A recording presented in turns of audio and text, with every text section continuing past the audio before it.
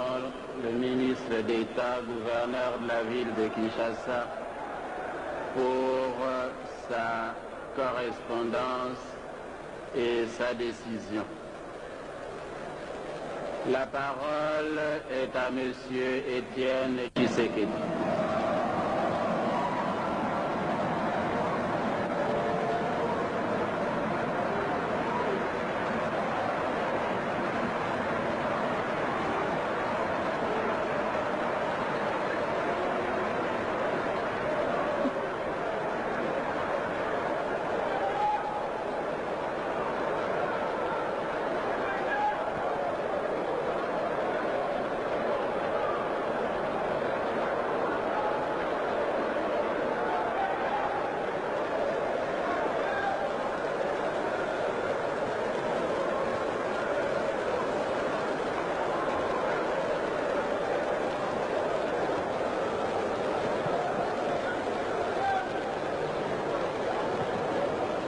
Monseigneur le Président, honorables conférenciers et chers collègues, nous voici enfin sur le point de poser notre premier acte de démocratie et de liberté, idéaux pour lesquels des compagnons d'infortune et moi-même avons lutté et consacré toute notre vie durant ces 12 dernières années.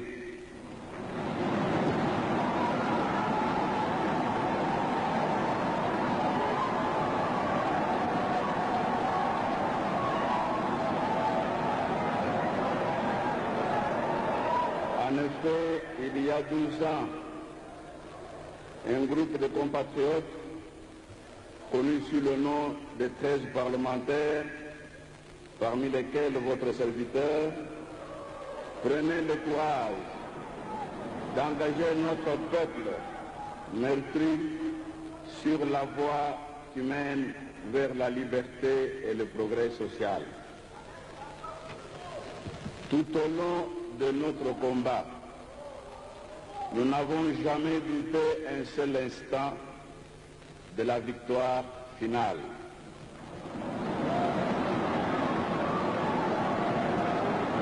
Nous n'avons jamais douté que tôt ou tard, notre peuple comprendrait le sens profond de notre démarche très périlleuse, certes, mais ô combien noble et salvatrice.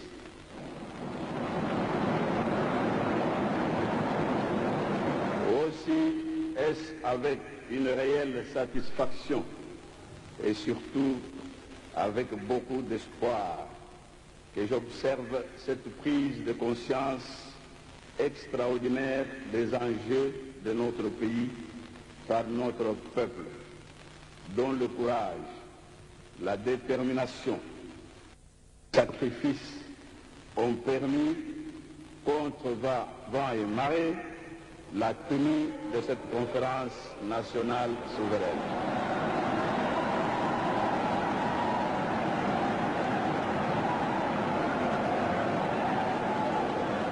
Que notre peuple trouve ici l'expression de nos chaleureuses et sincères félicitations. Et c'est ici aussi, honorable conférencier, le lieu de vous rendre un hommage mérité pour votre endurance, pour votre lucidité et pour votre grande ténacité, afin que triomphent les aspirations profondes de notre peuple au changement radical.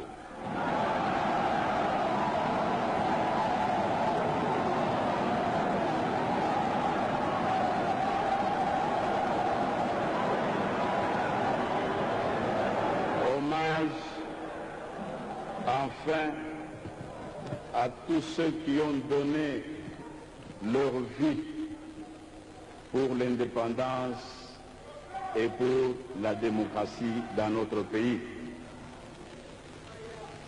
À vous tous, hommes, femmes, jeunes et vieux, qui avaient accepté de mourir et de souffrir pour notre pays, je réitère solennellement mon engagement ferme à consacrer tout le reste de ma vie à la défense de la démocratie et à l'éclosion du progrès social de notre peuple.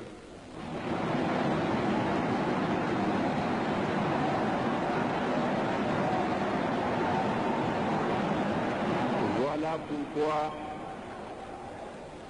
chers frères et sœurs conférenciers, poursuivant notre combat, je n'hésite pas à vous proposer mes modestes services aux lourdes charges du Premier ministre de la Transition. Cette haute fonction, je la considère comme celle d'autorité, d'impulsion et de rassemblement de toutes les filles et de tous les fils de ce pays pour relever le défi de la crise actuelle. D'abord, fonction d'autorité dans la mesure où le Premier ministre, conformément aux prérogatives à lui dévolues par l'acte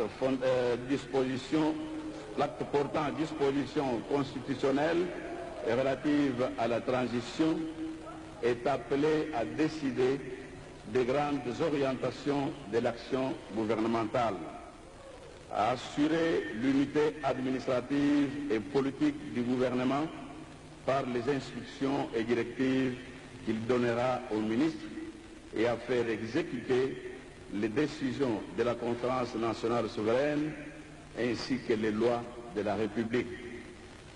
C'est au Premier ministre qu'il appartiendra d'arbitrer les conflits d'attribution et de toute autre nature entre les membres du gouvernement. Il devra veiller aussi à l'exécution par eux des décisions prises par le Conseil de ministres. Ensuite, fonction d'impulsion, car le Premier ministre de la Transition prendra et fera prendre toutes les initiatives susceptibles de permettre au gouvernement d'atteindre les objectifs à lui assignés par la Conférence nationale souveraine dans le domaine politique, économique, social et culturel. Enfin, fonction de rassemblement, car il devra tenir compte de l'appui de tous, et raison pour laquelle le Premier ministre de la Transition mettra tout en œuvre pour rassembler le plus de compatriotes possible autour de l'action du gouvernement et de l'idéal du changement.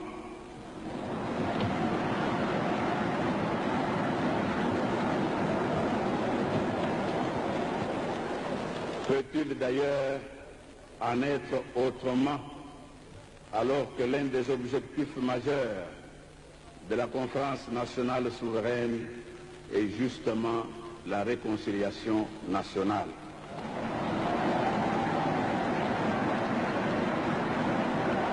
Monseigneur le Président, honorables conférenciers et chers collègues, c'est ici l'occasion de rappeler que pendant la longue lutte que nous avons menée pour la démocratie, nous n'avons jamais combattu les individus.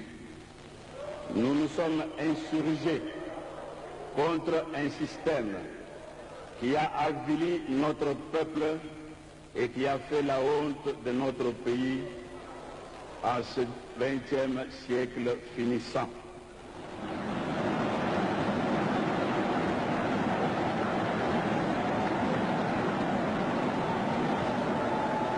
Dès lors que tout le monde s'engage réellement et sincèrement à enterrer ce système odieux de la Deuxième République, peut-il y avoir des raisons objectives de croire que nous ne puissions jamais nous réconcilier?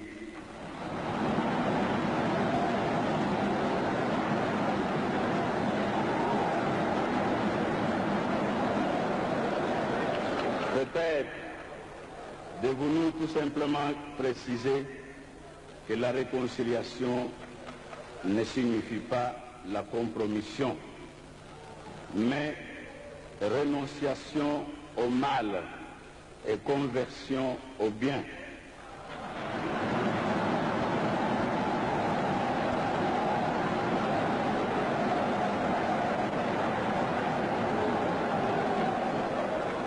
Entendu ici comme exigence de justice, de démocratie, de patriotisme, de la primauté de la règle de droit et de la raison, ainsi que du respect de la personne humaine.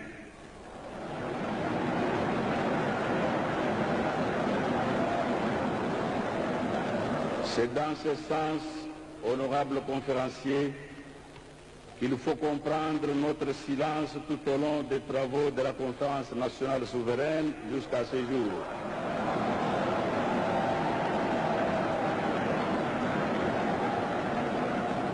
Nous sommes astreints à une trêve politique pour laisser les processus démocratiques et la dynamique de la Conférence nationale souveraine se développer sans interférence.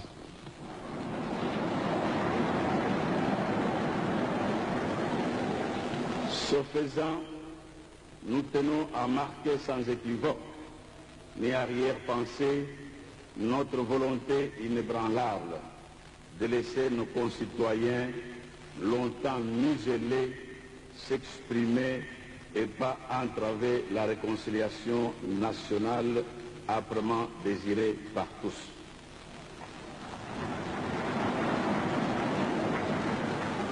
Ainsi, dois-je saisir cette occasion pour proclamer solennellement mon pardon à tous ceux qui m'ont fait du mal pendant la lutte que j'ai menée pour l'instauration de la démocratie.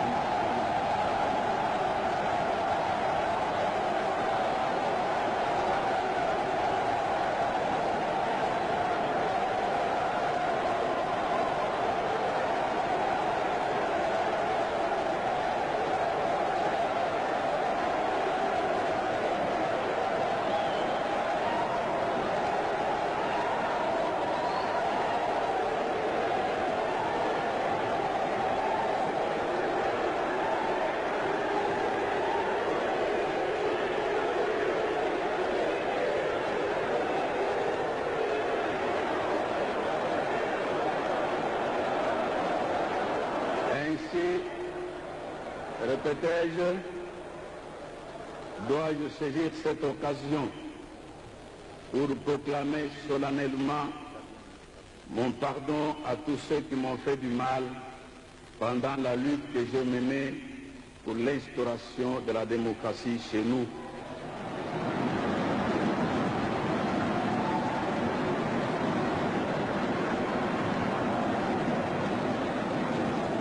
Ce pardon marque ma volonté de diriger un gouvernement qui soit celui de toutes les Zaïroises et de tous les Zaïrois.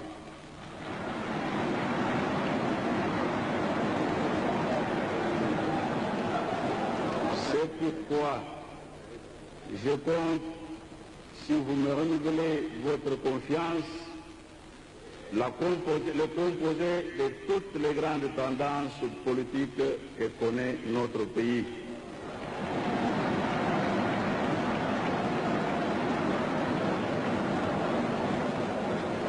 Car je suis déterminé à conduire une transition qui soit la plus pacifique possible.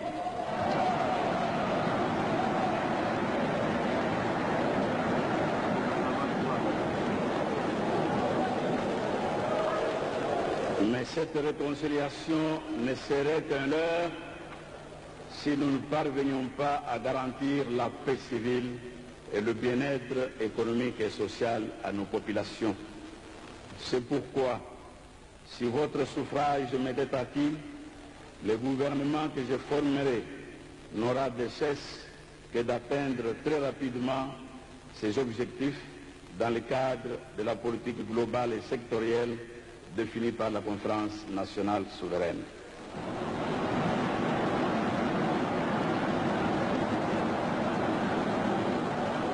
Au plan politique, il est de la plus haute importance, 1. de faire du Zaïre un État de droit, 2. de mettre en place à bref délai toutes les institutions territoriales décidées par la Conférence nationale souveraine.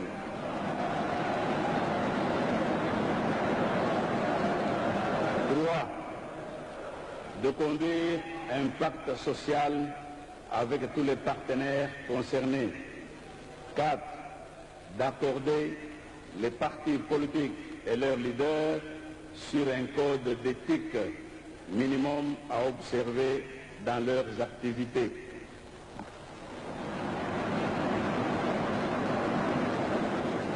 5.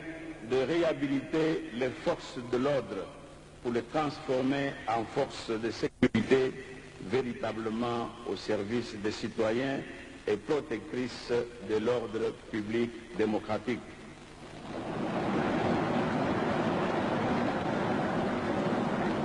6.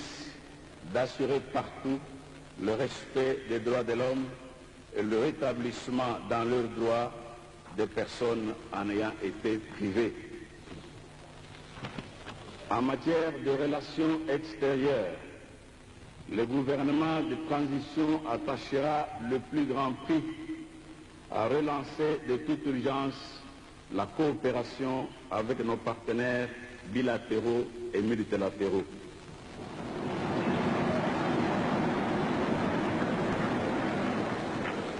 Qu'il me soit permis à cette occasion d'associer ma voix à celle de notre auguste Assemblée et à tant d'autres compatriotes pour remercier nos partenaires extérieurs qui, par la rupture de la coopération avec la Deuxième République et le soutien tant matériel que moral apporté à la Conférence nationale souveraine, ont prouvé leur solidarité avec notre peuple dans sa lutte de libération de la dictature.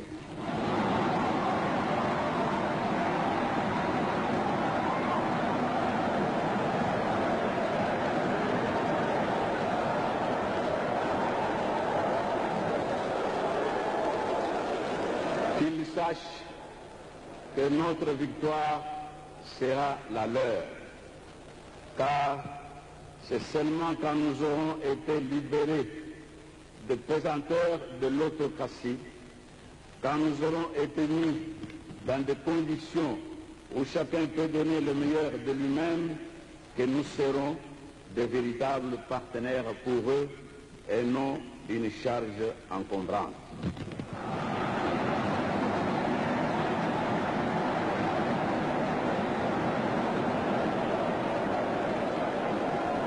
La réalisation des préalables politiques ci-dessus créera un environnement favorable aux mesures d'assainissement économique et financier que le gouvernement de transition devra prendre pour arrêter la dégradation accélérée des secteurs vitaux de la nation et préparer dans la sérénité les prochaines échéances électorales. Au plan économique, sans préjudice des décisions de la Conférence nationale souveraine, l'urgence sera de mettre fin à l'hémorragie financière, de ramener les dépenses publiques à un niveau compatible avec les ressources réelles de l'État et de reprendre les négociations avec la Banque mondiale et le Fonds monétaire international.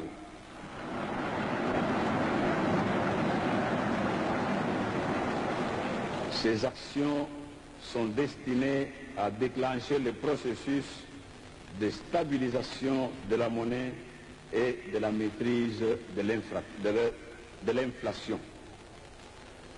Afin qu'il puisse porter des fruits, ce processus devra être appuyé par un programme de relance de la production.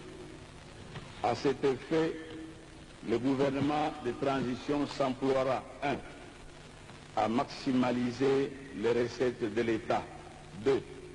À réhabiliter progressivement les routes et les autres voies de communication. 3. À assainir l'environnement économique et financier de la nation. 4. À assurer l'approvisionnement régulier du pays en produits pétroliers. 5. À étendre l'installation du courant électrique à travers le pays. 6. À assainir la gestion des entreprises publiques.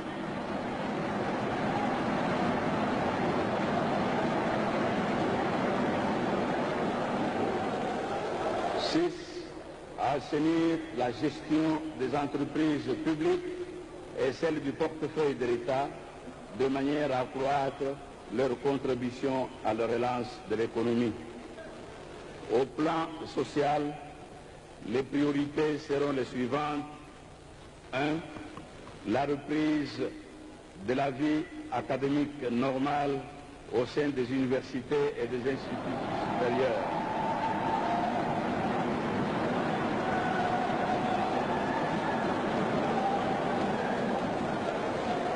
2. La réhabilitation sélective, dans un premier temps, des infrastructures sanitaires, de façon à doter chaque province d'au moins une formation médicale viable et à grande capacité d'accueil. 3. La réorganisation et la réglementation rigoureuse du secteur pharmaceutique. 4. L'amélioration des conditions de travail du personnel enseignant, médical et paramédical à tous les niveaux.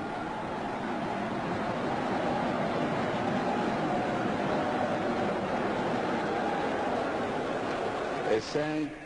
La définition d'une politique salariale juste et décente.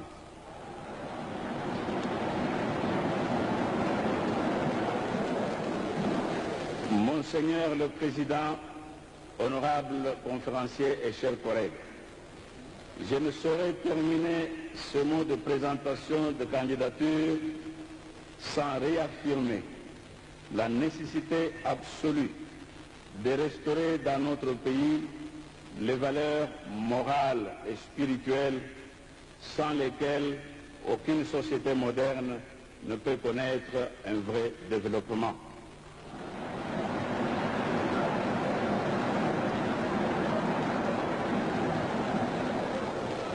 Aussi, le gouvernement de transition fera-t-il tout ce qui est dans son pouvoir pour mener une lutte acharnée contre les antivaleurs sur lesquelles la Deuxième République était fondée.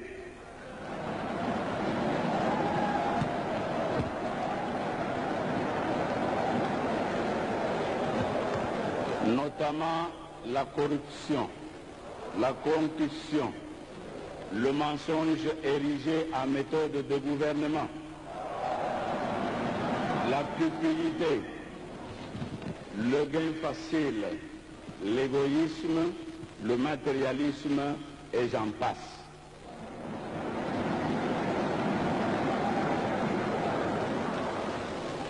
Par ailleurs, l'état de droit doit être sauvegardé et tous, nous devons faire montre du plus grand respect des institutions de la République telles que définies par l'acte portant dispositions constitutionnelles relatives à la transition et les recommandations de la Conférence nationale souveraine.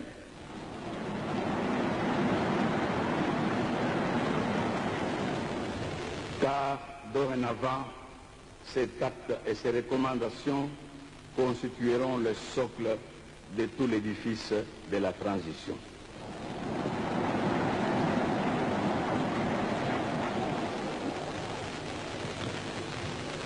Monseigneur le Président, honorables conférenciers et chers collègues, vous aurez certainement remarqué que je me suis limité à indiquer les principaux axes de l'action gouvernementale que je me propose de conduire une fois porté par vous aux fonctions du Premier ministre de la Transition. Cela tient à la fois à la nature spécifique de la transition et au cadre même de mon intervention. Il va de soi que fort des décisions et recommandations de la Conférence nationale souveraine, le gouvernement de transition vous présentera, si nécessaire, un programme d'action détaillé et complet.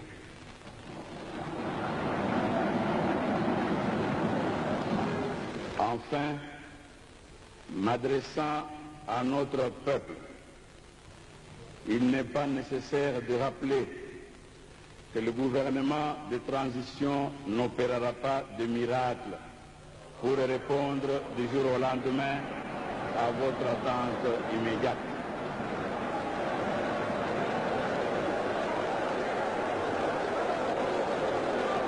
Vos attentes qui sont manger à votre faim, vous vêtir décemment, soigner votre santé et payer les études de vos enfants. Le niveau de destruction de notre économie exigera de tous le travail, l'effort, l'abnégation, la patience, la foi en soi et la confiance dans le gouvernement issu de la conférence nationale.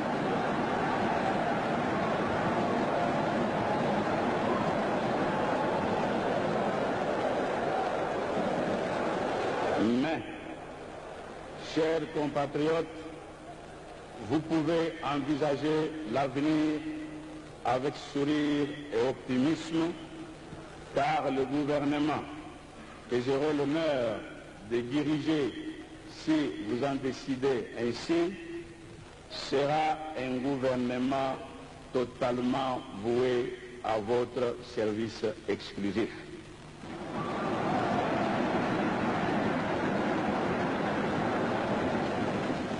Car sa méthode de gestion sera la transparence tous azimuts.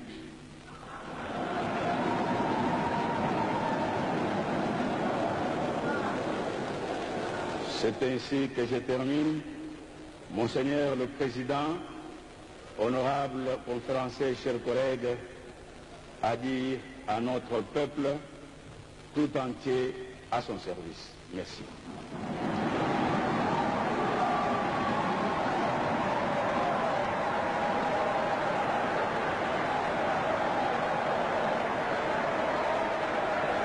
Nous remercions M. Etienne Tshisekedi pour sa déclaration.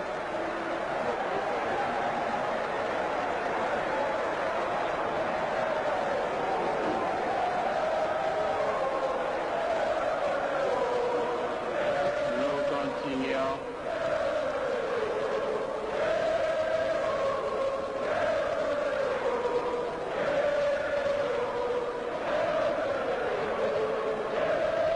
Nous continuons.